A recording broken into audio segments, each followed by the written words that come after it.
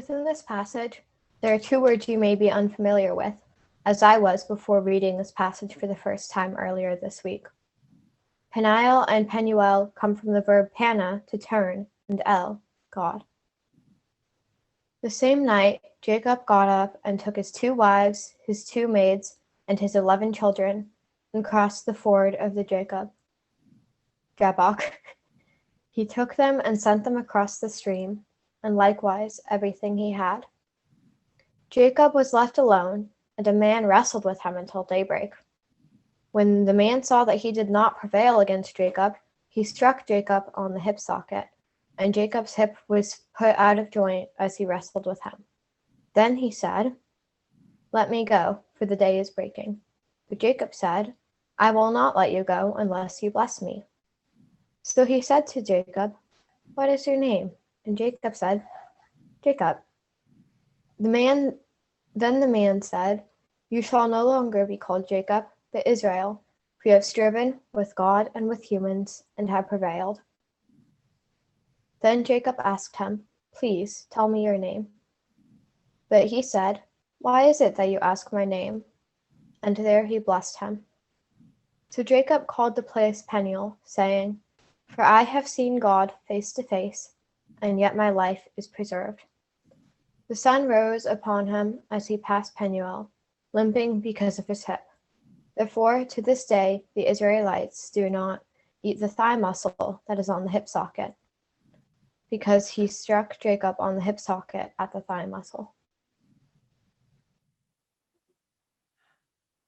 Jacob, having a sleepless night as his reunion with his brother Esau drew so near as to finally feel real, and unknown, simultaneously deeply familiar. The time since he last saw his older brother had grown measurable in decades. And the last time they were close, Esau was prepared to kill him for the usurpation of his father's blessing. Indeed, that night at Penuel on the river Jabbok, Jacob was preparing himself to beg for his brother's mercy and forgiveness, steeling himself for the possibility that it would not be enough, that he would die. Jacob, sitting alone with his fear, waited, sleepless, until a mysterious figure accosted him from out of the darkness. Unsure of the identity of that figure, Jacob began wrestling with them. They grappled until sunrise, Jacob refusing to let go, even as his hip was knocked from its socket, unwilling to relent without receiving a blessing from his attacker. The figure speaks and they briefly converse. Let me go. I want me go. No, not until you bless me. Okay, I'll bless you. What is your name? Jacob. You've striven with me and lived. Your name is Israel. What is your name? And the figure, whom Jacob realizes to be God, departs.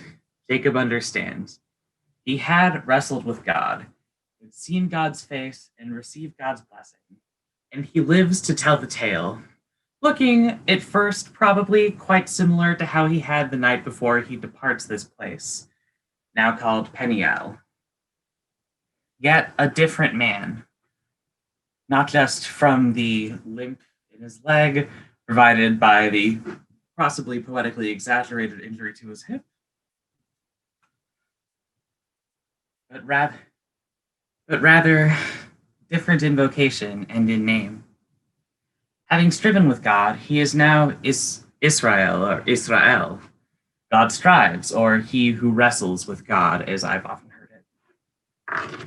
Having striven with God, he walks away with a limp. Having striven with God, he turns to face Esau, his parents, his homeland, with a clarified vocation that he did not understand before.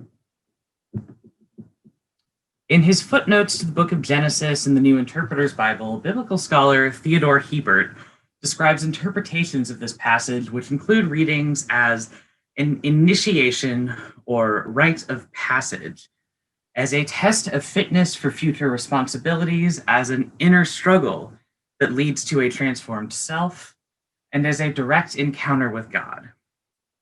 I'm particularly drawn to understanding this story as one of an inner struggle that leads to a transformed self. Not to take God out of the picture, frankly, I find that it's quite incomplete without God in the picture. And so that really is where I'll be speaking from. Um, I'd say an inner struggle made known to us by a direct encounter with God, after which Jacob cannot be the same, where he must be Israel. He must live into a new vocation.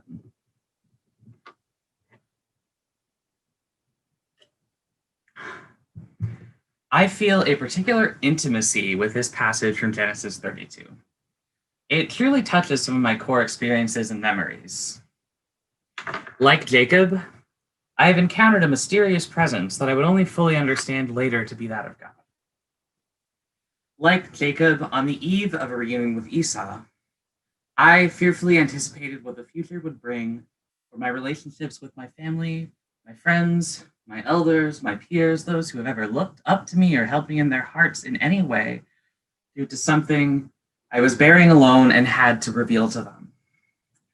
Like Jacob, I could not have the name by which I am called and meant to be called today, nor would you know me as I was meant to be understood, made to be understood, without a difficult, forever transformative struggle with God. Yes, this story of Israel, of becoming Israel, resonates with a profound familiarity. I reckon none of you know this, but between 2008 and 2010, I actually wrestled professionally. I was a mainstay on the insomnia circuit, and let me tell you, I could give the very best of them a run for their money.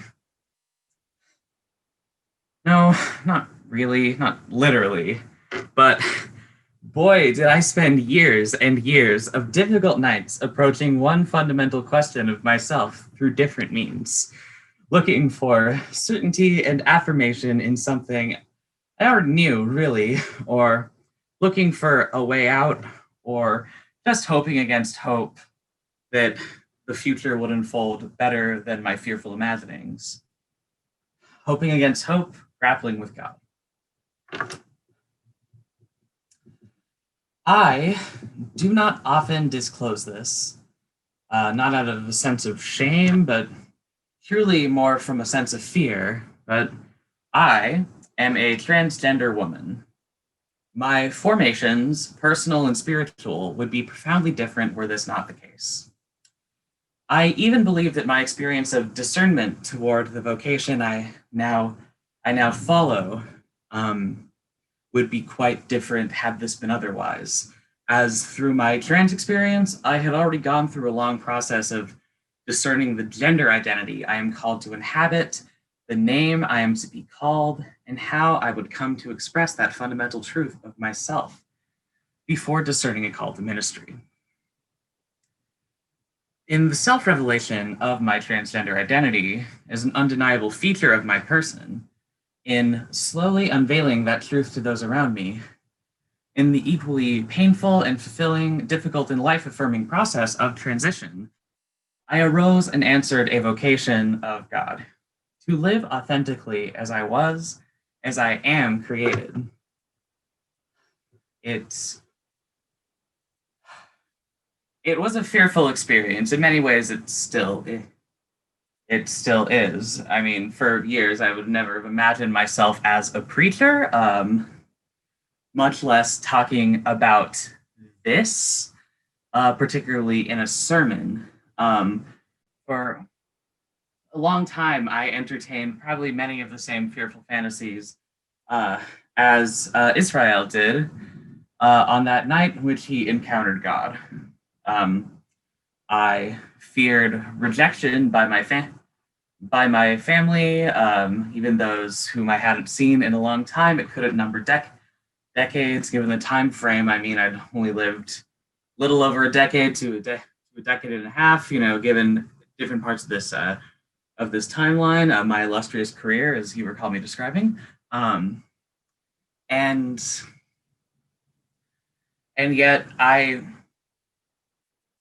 knew from doing my research, which was one of those many forms of discernment I engaged in, engaged in. Just, feel that like, no, wasn't fooling myself. No years of questions before this on the topic of gender identity that I'd had inside myself mostly weren't lies or weren't a phase. To kind of be, well, affirmed in this very scary fact, uh, I had learned a lot of the like harrowing truths of a transgender experience, which is viewed as an aberration that that like in a good society must be accepted, often at best, or as something vile and abhorrent at worst. I knew the stories of young people being rejected by their families, the people whom they expected to love them the most and to love them unconditionally, or at least to take time to adapt and learn about that truth they were revealing of themselves. And as much as I knew about the character of my parents, of my brother, of my eventual sister-in-law, all these folks that are really dear to me, many of my friends whom I had before, who called me a different name and who call me by this true one now, I still feared an ultimate rejection. A question of, the thoughts like approaching, like in high school weren't like, oh, what college will I go to? More like, God, like, what am I going to have to do to ever afford transition? What am I going to have to do to have housing? And I am very lucky that those fears were unfounded, that when this self-revelation was so great that over 10 years ago now, I eventually, in tears, told my mom and my dad, with the help of a pamphlet from a local trans support and advocacy organization, that this was the truth, that a person they had thought of as their son was made and called as their daughter. They did so with that fear. I was deeply to find that I was not being rejected by my family. At worst, my revelation was under review for their proper confirmation because, like me, they were scared of, well, for one, of their child experiencing something they didn't understand, and more importantly, of what might happen to the safety of someone beloved. And this is kind of a repeat process. Like queer and trans people will tell you that you don't come out just once.